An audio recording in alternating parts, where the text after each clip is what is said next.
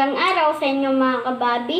Huwag mong kalimutan pindutin ang pulang subscribe button at ang bell button para updated ka sa mga bago kong videos. At huwag mo rin kalimutan pindutin ang like and share mga kababi. Salamat kababi. Halina! Batang Lawin!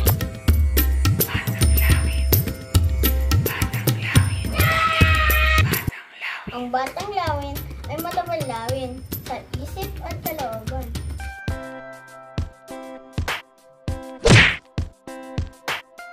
Ngayon nga ay matutunghayan natin kung paano nga ba gumawa ng osong laruan gamit ang dayami at ang coco fiber na ating matutunghayan sa tulong ni Mang Boots. Ang dayami ay palayhay nang galing sa puno ng palay. Ang coco fiber naman ay galing sa bunot ng niyog.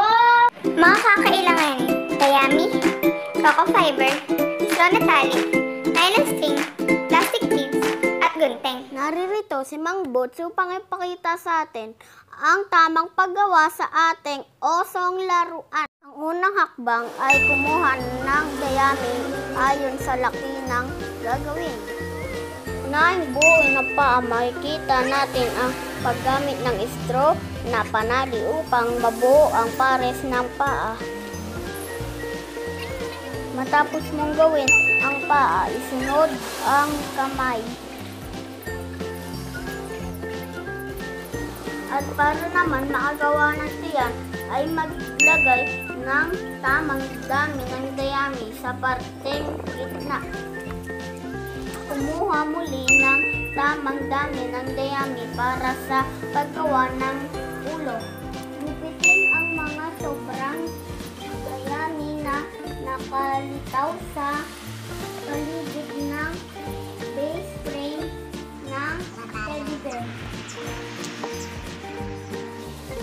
Lagyan ng coco fiber ang frame na ginawa gamit ang dayami. Secure ng nylon string ang paligid ng teddy bear upang maging intact ang produktong osong laruan.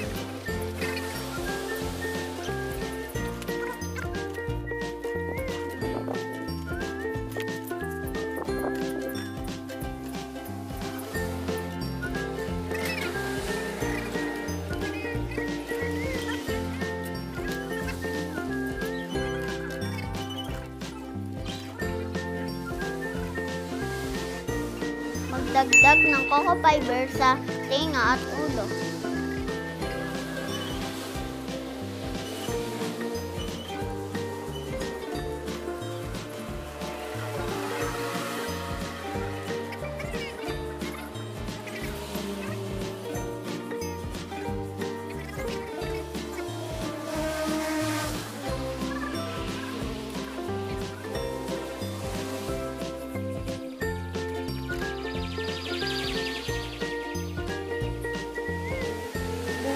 Ng ulo at i-mold ang bibig at ilong ng osong laruan.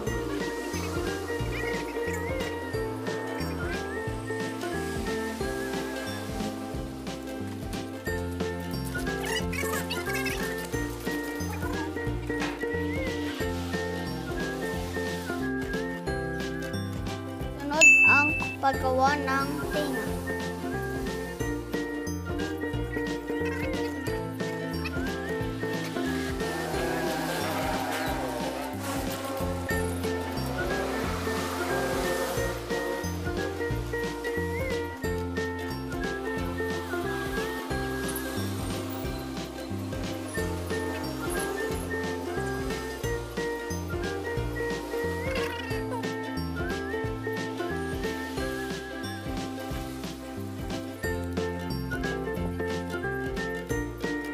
Butasan ang parteng mata at ilong upang may mapaglagyan ng mata at ilong.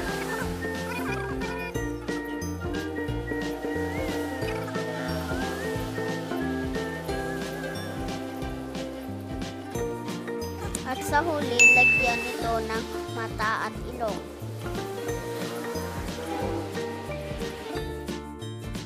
Ito ang finished product. Gulat ka na.